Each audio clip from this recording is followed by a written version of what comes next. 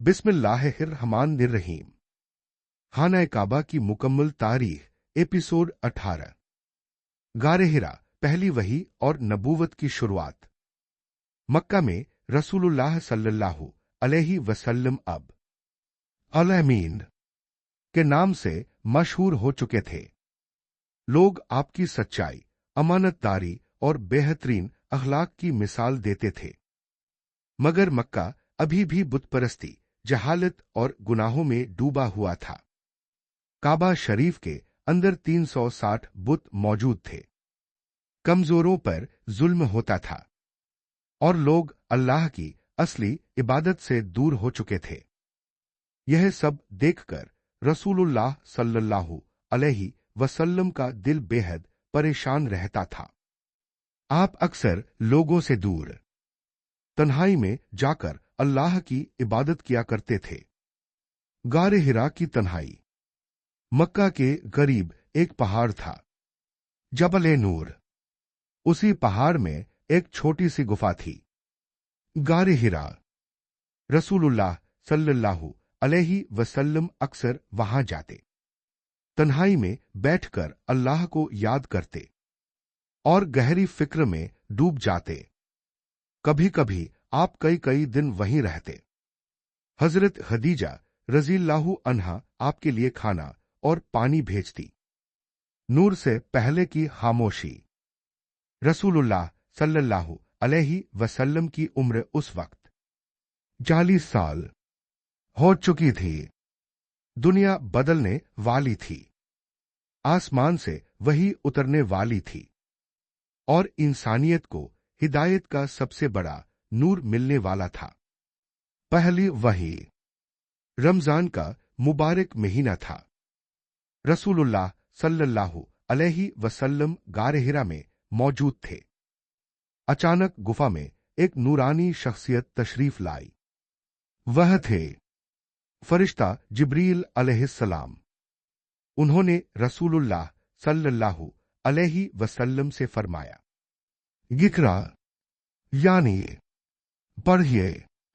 रसूलुल्लाह सल्लल्लाहु अलैहि वसल्लम ने फरमाया, मैं पढ़ नहीं सकता। फिर जिब्रील अलैहिस्सलाम ने आपको सीने से लगाया और दोबारा फरमाया, इक़रा। तीसरी बार फिर वही हुआ और फिर अल्लाह की पहली वही नाजिल हुई, इक़रा बिस्मि रब्बिकल्लज़ी खलक़, यानी पढ़िए अपने रब के नाम से जिसने पैदा किया। नबी करीम सल्लल्लाहु अलैहि वसल्लम का डर।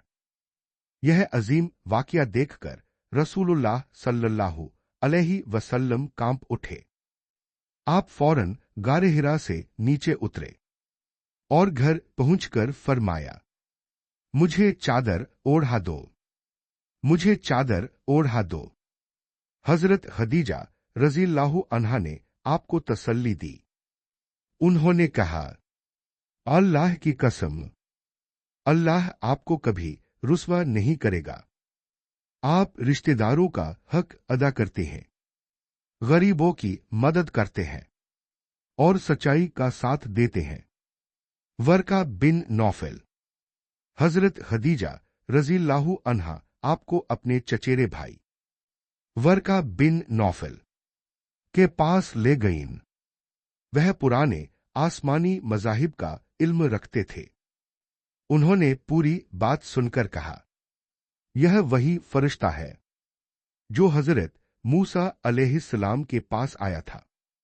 उन्होंने यह भी कहा, काश मैं उस वक्त जिंदा रहूं जब आपकी कौम आपको निकाल देगी। रसूलुल्लाह सल्लल्लाहु अलैहि वसल्लम ने हैरानी से पूछा, क्या मेरी कौम मुझे निकालेगी? वर्का ने जवाब दिया, जो भी यह पैगाम लेकर आया।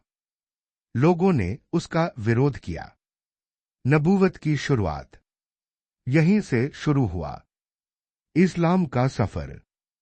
अब रसूलुल्लाह सल्लल्लाहु अलैहि वसल्लम सिर्फ अल-अमीन नहीं थे, बल्कि अल्लाह के आखिरी नबी बन चुके थे। बहुत जल्द मक्का में तौहीद की आवाज गूंजने वाली थी। और काबा शरीफ को बुतों से पाक किया जाने वाला था। इस वाक़ये से मिलने वाले सबक। हिदायत अल्लाह की सबसे बड़ी नेमत है। पहली वही इंसानियत के लिए सबसे बड़ा नूर थी। तन्हाई में अल्लाह को याद करना दिल को सुकून देता है। गारे हिरा इबादत और फिक्र की जगह थी। अच्छे अखलाक इंसान को बुलंदी देते हैं। हजरत खदीजा रज़ियल्लाहु अन्हा ने आपके अखलाक का जिक्र किया। इस्लाम इल्म से शुरू हुआ। पहला लफ्ज था इकरा यानी पढ़ो। अगले एपिसोड में, अगले हिस्से में हम जानेंगे मक्का में इस्लाम की दावत और पहली मुखालिफत। उसमें हम देखेंगे सबसे पहले इस्लाम कबूल करने वाले लोग, कुरैश का विरोध, मुसलमानों पर जुल्म और तौहीद की पहली आवाज। इंशा अल्लाह अगला एपिसोड बहुत रूहानी, दिल दहला देने वाला और ईमान अफरोज होगा।